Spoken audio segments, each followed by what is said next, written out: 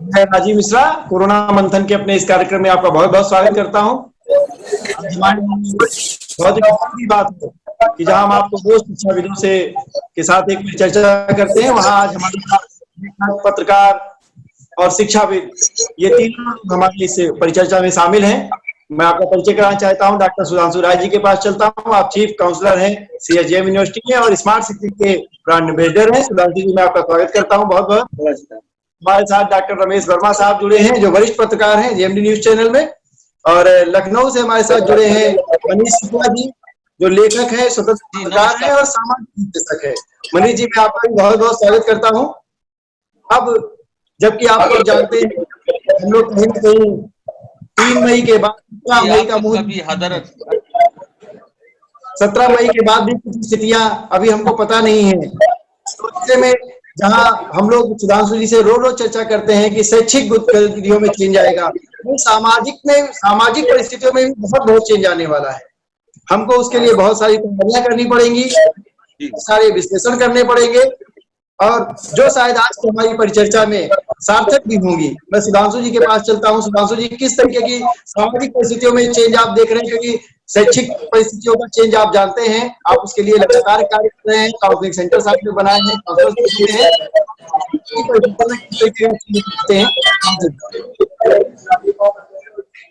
राजीव जी, सर्वप्रथम मैं आपको बताना चाहूंगा कि जो भी शैक्षिक गतिविधियां हैं, जहां तक विश्वविद्यालय का सवाल है या यूपी के प्रदेश लेवल पे, जहां कहीं पे जो लोग भी डिस्कशन कर रहे हैं, वो इस समय ऑनलाइन शिक्षा पद्धति पे ज्यादा फोकस कर रहे हैं कि तो इस समय संकट की परिस्थिति आई है, वहां पे हमारे पास सिर्फ एक विकल्प मौजूद है, वो है हमारा ऑनलाइन शिक्षण। तो ऑनलाइन शिक्षण में हम लोग अपने 15 मई तक हर एक कोर्सेज को पूरा करने में प्रयासरत हैं। बहुत कुछ हद तक कैंपस का कोर्स पूरा हो चुका है और महाविद्यालय अपने अपने लेवल पे पूरा प्रयास कर रहे हैं। और क्योंकि जब एक ऐसा मौका आता है जहाँ पे हमारे हाथ में होता है और समाज के हर एक पहलू को देखा जाता है, क्योंकि आपदा की स्थिति है, तो विकल्पों को लेके जरूर चलना पड़ता है। जैसे हम लोग प्लान A, प्लान B जो रणनीति अपनाते हैं कि अगर हम लोग जून तक फ्री हो गए तो हम लोग की रणनीति ऐसी होगी, अगर जुलाई में जाता है तो रणनीति ऐसी होगी, क्योंकि जिससे हम लोग का समय बर्बाद ना हो। परिप्रेक्ष्य में विश्वविद्यालय अपना पूरी तैयारी करके रखा हुआ है और जैसा सारा उसी तरीके से कार्यों को आगे बढ़ा दिया जाएगा। जहाँ तक लॉकडाउन फ्री का सवाल है और लॉकडाउन खुलने के उपरांत सामाजिक परिदृश्य कैसा होगा, तो मैं तो बिल्कुल खुले तौर पे कहता हूँ कि शासन प्रशासन ये तो अपने जो अधिकतम प्रयास कर रहा है, समाज का हर एक व्यक्ति वो अभ्यस्त होगा, इन निर्देशों का पालन नहीं करेगा, हम कोरोना को दूर नहीं कर पाएंगे। क्योंकि सबसे जरूरी है कि हम लोग अपने लेवल पे जो हमारे कर्तव्य हैं, जो हमारी ड्यूटी है, उसको हमको लेके चलना है और जो निर्देश दिए गए हैं उसको प्रभावी रूप से पालन करना है और दूसरों को भी पालन करना है। तो हम चलते हैं डॉक्टर रमेश वर्मा साहब के पास।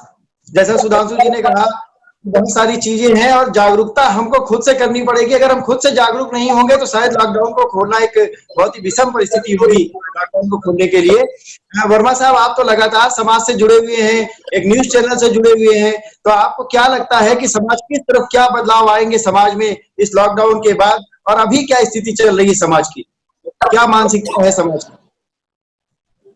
देखिए, अभी जो स्थिति चल रही है वो तो वास्तव में बड़ी दुखदाई है। कहीं कहीं निराशा भी है, परेशानी भी है, और आप देख रहे हैं कि प्रवासी मजदूरों की किस तरीके के हालात पैदा हो गए हैं। और आपने भी देखा है कि किस तरीके से 16 मजदूर जो है मालगाड़ी से कुचल करके मर गए। अभी मैं सुन रहा था कि जोधपुर से कानपुर के लिए मजदूर चल पड़े हैं, तो सबसे ज्यादा आपदा आई है मजदूरों की। और यही मजदूरों का जो पलायन हो रहा है या अपने घरों की वापसी हो रही, मैं तो ये कहूंगा ये भी आने वाले समय में एक बहुत बड़ा संकट पैदा करने जा रहा है।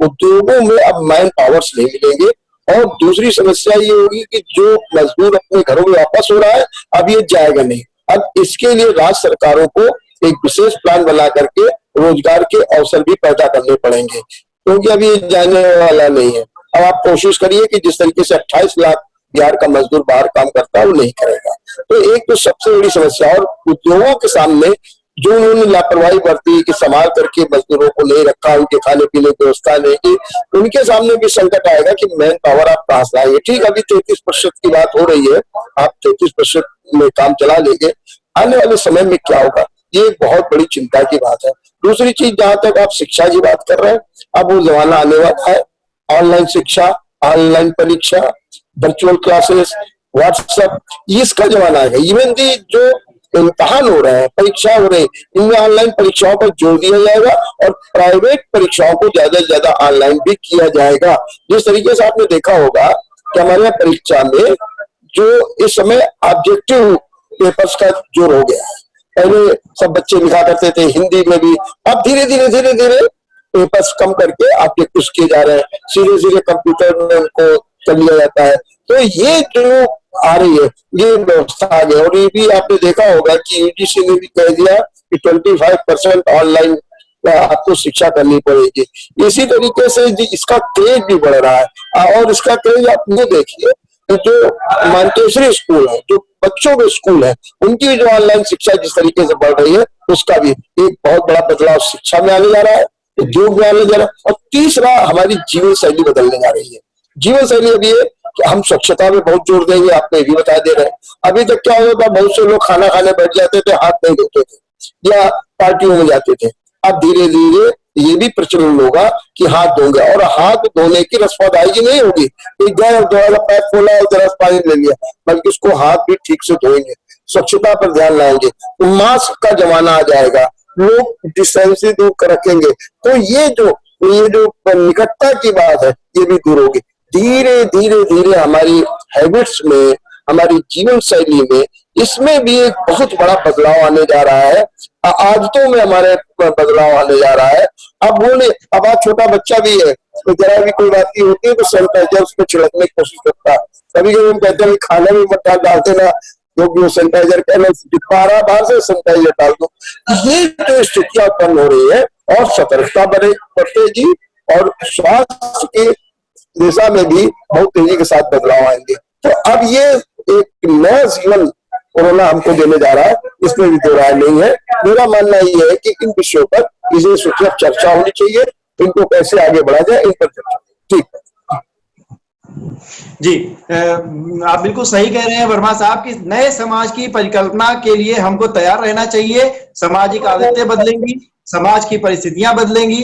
हमारे साथ लखनऊ से मनीष शुक्ला जी हैं, जो लेखक हैं और मैंने बताया सामाजिक विश्लेषक भी हैं, आप पत्रकार भी हैं। मनीष जी, आप कैसे लेते हैं इस सामाजिक बदलाव को?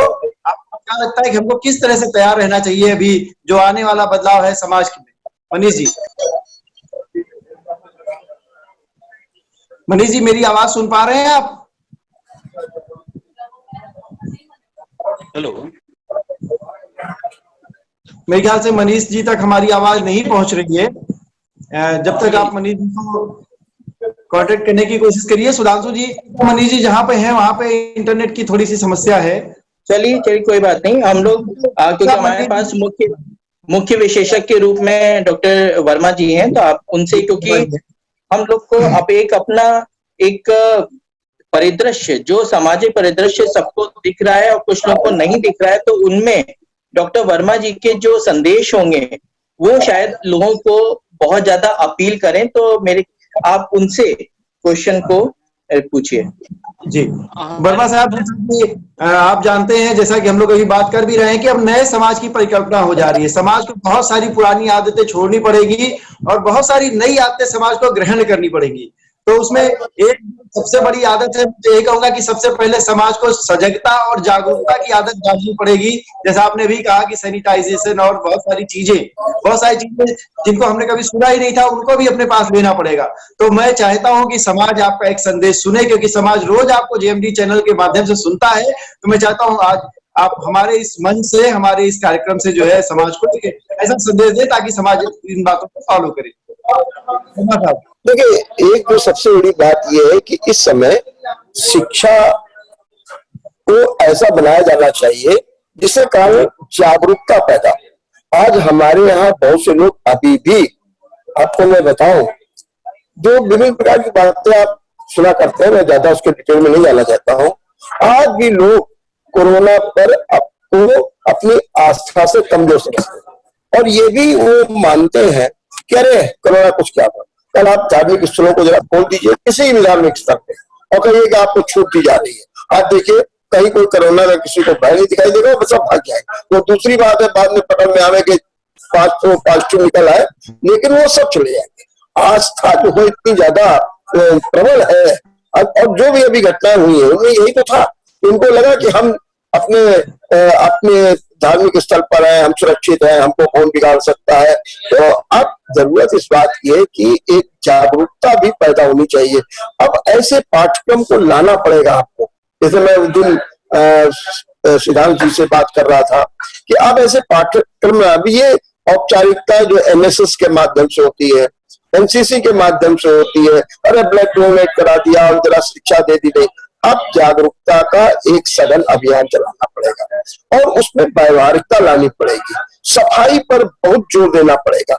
आज भी जाइए विद्यालयों में, उनके जो बाथरूम्स होते हैं वो बड़े गंदे पड़े रहते हैं, लेकिन उनके प्रति भी लोगों में घृणा पैदा होनी चाहिए। जैसे कि कोई बच्चा है और अगर उसमें इस प्रकार का आदत है, तो गंदा है, मैं वहां पर बहुत गंदा मैं नहीं जाऊंगा। तो इस तरीके की एक जागरूकता भी पैदा करनी होगी और इसका काम शिक्षा को कर। आप शिक्षा को सिर्फ किताबी शिक्षा बना करके उसे पूरा कोर्स लेकर के काम नहीं चलेगा।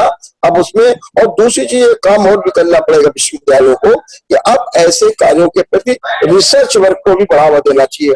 ये नहीं कि आप रिसर्च परंपरागत चल रहा है, जैसे मान लीजिए हिंदी है वही सूर तुलसी पे किया जा रहा है, क्यों नहीं कोरोना काल में जो कविताएं लिखी हैं कहीं उन पर रिसर्च वर्क किया जाए। मैं उस दिन बात कर रहा था अपने वीसी साहब से, तो मैं कह रहा था कि आप तो लाइफ साइंस की रही है, कोरोना पर आप क्यों नहीं करती है, फिर उसके विभिन्न पहलुओं पर काम क्यों लेते हैं। जैसे कभी कभी ये होता है कि साहब हिंदी वगैरह में कि पुराणों में पहले लिख दिया गया, कहीं लिखा गया, अगर लिखा गया तो कोई बताए क्यों गलत व्याख्या की जा रही है। अब जरूरत इस बात की है कि जो टाइम लाइन है, समसामयिक और ज्वलंत मुद्दे हैं, उन पर विचार किया जाना चाहिए। जो भी जागरूकता के जितने भी नए नए कार्यक्रम है और शिक्षा को उससे जोड़ना चाहिए। अब कोरोना हो, चाहे एनसीआर हो, चाहे एनपीआर हो, जिसको लेकर के लोग कहते बड़े बड़े भ्रम पैदा हो रहे हैं। क्यों नहीं हम लोग इसको शिक्षा में जोड़े और शिक्षा में जोड़ करके उसको आगे बढ़ाएं। इस पर काम विश्वविद्यालयों को और यूजीसी को करना होगा। यूजीसी को अब बोले कि पुराने घिसे पिटे प्रोजेक्ट लेकर के चलिए, अब ऐसे नए प्रोजेक्ट लाना पड़ेगा जिससे एक नई जागरूकता और उसका आउटपुट समाज को दिखाना पड़ेगा। ये भी नहीं होना चाहिए कि आपने कह दिया कि भाई प्रोजेक्ट बन गया और आपने फाइल कर दिया, नहीं, उसका आउटपुट दिखाइए और आउटपुट समाज के सामने लाइए। तो चलिए, जैसा कि रमेश वर्मा साहब ने कहा कि अब नए तरह के पाठ्यक्रम की व्यवस्था होनी चाहिए, नए तरह के शोध की आवश्यकता होनी चाहिए, ताकि इन्हीं शोधों से हम नए समाज की संरचना कर सके।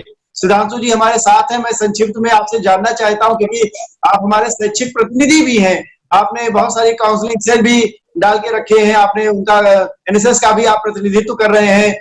तो इसलिए सुधांशु जी मैं सीधे सीधे आपके पास चलता हूं कि शैक्षिक में जैसा कहा कि शोध एक बहुत महत्वपूर्ण है, क्योंकि वही समाज को नई दिशा देगा। सुधांशु जी आप क्या कहते हैं इस विषय में? शोध तो बहुत ही जरूरी चीज है, मगर शोध का जो कार्य है वो कार्य अभी वर्तमान परिस्थिति से उसको कोई अभी उस पे हम लोग लाइन में उसको ले सकते हैं। शोध के कार्य को शोध से रिलेटेड चाहे वो सेमिनार्स हो, उस पे शोध हो, मगर जो अभी की वर्तमान स्थिति है, मैं जैसा कि डॉक्टर वर्मा जी ने कहा है, मैं उनके एक पॉइंट से बहुत ज्यादा प्रभावित हूं कि इस समय जागरूकता का सघन अभियान, क्योंकि जो हमारा स्वरूप है, हम लोग जागरूकता नो डाउट पहले दिन से ही कर रहे हैं। आज जरूरत है कि वो जागरूकता से हमको क्या उसका फीडबैक मिल रहा है। आज अगर हम उसके थोड़ा सा इनोवेटिव फॉर्म में कुछ नया स्वरूप लेके जागरूकता करें, क्योंकि मैं आपसे शुरू से ही कह रहा हूं, शासन प्रशासन के साथ आपका अपना खुद का जब तक आप खुद नहीं मानेंगे तब तक आप इस कोरोना को दूर नहीं कर पाएंगे। तो उसके लिए आपको जागरूकता बहुत ही जरूरी है। अभी जैसे कल ही बातचीत हो रही थी कि सिविल डिफेंस वाले, उनके पास 2000 का पूरा एक मैन पावर है। तो उन्होंने जैसे कहा कि हम अपने वार्ड लेवल पे जागरूकता अभियान चलाएंगे, आप हमको सपोर्ट करिए कि हमको बताइए कौन से प्रेरक संदेश हो जिससे कि उन पे बहुत जल्दी प्रभाव पड़ जाए और वो उसको मानने के तैयार हो जाए। क्योंकि आज हमको इसी चीज को निकाल के लाना है कि हम अपने, क्योंकि हम सब बुद्धिजीवी लोग यहाँ पे एकत्र हो रहे हैं, परिचर्चा कर रहे हैं। परिचर्चा का मतलब ही है कि आपके पास कुछ ना कुछ ब्रेन का एक सुपर लेवल है, तो उस लेवल को यूज करते हुए हम लोग को जागरूकता के संदेश बनाने, प्रेरक संदेश, और जो हमारा मेन जो एरिया है उस पे हमको फोकस करना है। क्योंकि अब लॉकडाउन 17 मई के बाद सपोज मैं एक मान के चल रहा हूँ खुल रहा है, अगर खुलेगा तो उस समय आप देखिए कितनी परेशानी होगी। एकदम से आदमी बाहर निकलेगा और अगर वो उससे अभ्यस्त नहीं हुआ तो मेरे ख्याल से शासन की पूरी योजनाएं धरी की धरी रह जाएंगी। तो हमको अगर उस चीज से बचाव रखना है तो अभी हमारे पास 10 दिन है, 12 दिन है। इन 12 दिन में हम पूरी प्लानिंग करके चले, जिससे कि अगर हम पॉजिटिव साइड की ओर चले तो हम एक अच्छी सी रूपरेखा समाज को दे सके। तो शोध वाला वही चीज मैंने बताया, वो आगे की बात। अभी हम लोग को वर्तमान में रह के इस चीज पे ध्यान जरूर देना चाहिए। बहुत बहुत सही बात कही सुधांशु जी आपने। ठीक है, हम लोग ने जो ये आज का जो कार्यक्रम था वो बहुत ही महत्वपूर्ण कार्यक्रम था, बहुत ही महत्वपूर्ण चर्चा निकल के आई। आदरणीय रमेश वर्मा साहब ने जो बताया कि समाज को एक नए ढंग से, एक नई परिकल्पना के साथ जो है काम करना पड़ेगा, और वाकई हमको करना भी पड़ेगा। जैसे सुधांशु जी ने कहा कि 10-15 दिन है लॉकडाउन के बाद के समाज के लिए, लॉकडाउन के बाद की जो परिस्थितियां हैं उसके लिए तैयार रहना पड़ेगा। सुधांशु जी कुछ कहना चाहते हैं? अब जैसे कि इस समय जो लॉकडाउन का तीसरा ये चरण चल रहा है, 45 दिन हो चुके हैं। हम लोग को लोगों की मानसिक सोच जो अवस्था है, जो नकारात्मक अवस्था है, उसको हम लोग को सकारात्मक लाने के लिए पहल करनी पड़ेगी। क्योंकि जहां पे ये नकारात्मकता अगर आपके दिमाग में, आपके माइंड में धर कर गई, अगर बैठ गई, तो आपको अपनी उस अवस्था से निकलने में बहुत दिक्कतें होंगी। मैं डॉक्टर वर्मा जी से भी मैं एक पॉइंट, तो जो ये नकारात्मक वाला जो पॉइंट है, जैसे कि मैं प्रतिदिन लोगों को, चाहे वो व्यापारी हो, महिलाएं हो, छात्र छात्राएं हो, उन लोग को अपने लेवल से बताता हूं। मगर अगर इस माध्यम पे जो हमारा आज ये चर्चा है, मैं डॉक्टर वर्मा जी को कि नकारात्मकता को दूर करने के संक्षेप में अगर वो बताएं तो उसको भी हम जब लोगों की काउंसलिंग कर रहे हो तो उसको भी हम लोग ऐड कर सकें। डॉक्टर वर्मा जी। देखिए, नकारात्मकता को समाप्त करना बहुत जरूरी है और सकारात्मकता आनी चाहिए। लेकिन सकारात्मकता के कौन कौन से बिंदु? पहले तो नकारात्मकता जो कोरोना से डर, भय, निराशा, अनिश्चितता, ये जो माहौल है, इसको दूर करने के लिए एक तो जन सामान्य में ये प्रस्तुति की जानी चाहिए कि अगर हम सजग है, हम अगर जागरूक हैं, हम नियमों का पालन करते हैं, हम स्वच्छता से रहते हैं, हम सोशल डिस्टेंसिंग अपनाते हैं, हमें किसी भी प्रकार का भय नहीं होना चाहिए। दूसरी ही जो रिसर्च में आज दिन ये भी चेतावनी दी जाती है कि जून और जुलाई में बहुत भयंकर आ जाएगा, तो सितंबर तक अभी चलेगा। फिर हमारे ज्योतिषाचार्य कहने लगते हैं अरे सितंबर के तो समय आने है। अब मैं आज बड़ा परेशान इस मामले में था कि सब लोग कह रहे हैं कि 30 जून से जो है परीक्षाएं होंगी। हमारे मानव संसाधन मंत्री कह रहे थे कि वो 23 तारीख से नीट और उसकी परीक्षा होंगी। हम बड़े अच्छे थे कि चलो कोई बात नहीं। और वहीं दूसरी ओर हमारे जो बयान आ रहा है, एम्स के जो डायरेक्टर है रणदीप गुलेरिया, वो कह रहे हैं जून और जुलाई में तो और बड़े पैमाने पर आएगा। अब बताइए, बड़ी समस्या ये खड़ी हो रही है। अब आम जन तो भयभीत हो जाता है इन सब बातों से। भयभीत का जब मैं ही जैसे लोग अब सोचते हैं, लीजिए अभी तो मैं देख रहा था कि 21 तारीख से जून से परीक्षाएं शुरू हो जाएंगे और कह रहे 21 जून और जुलाई में तो और बढ़ करके आएगा। अब क्या मतलब हो गया?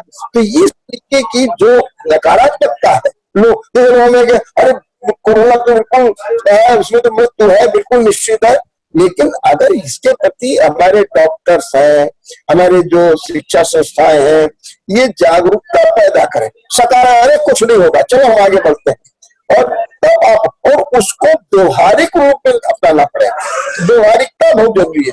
देखिए, मैं किसी प्रकार से ढोल, अंधविश्वास, ये भी इससे भी, और दूसरा, अब जैसे कभी कभी आ जाता है कि किसी ने कहा कि फलाना चीज करिए, एक सरकार की ओर से भी एक साफ साफ गाइडलाइन है।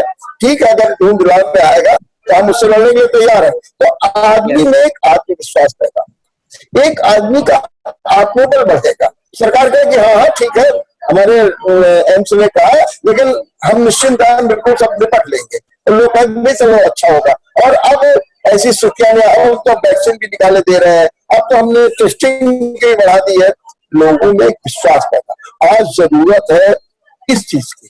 अगर ये चीज नहीं है तो अभी भी सामान्य व्यक्ति कोरोना के बारे में जानता नहीं है, और वो भय, डर और अविश्वास और अनिश्चितता के माहौल में जो जी रहा है, इससे उसको उभारने की जरूरत है। और इसमें अब जैसे भी आप सुधांशु राय जी बहुत अच्छी बात कर रहे थे कि सिविल डिफेंस में 2000 लोग हैं, वो काम अच्छा कर सकते हैं, लेकिन पहले उनको जागरूक करिए।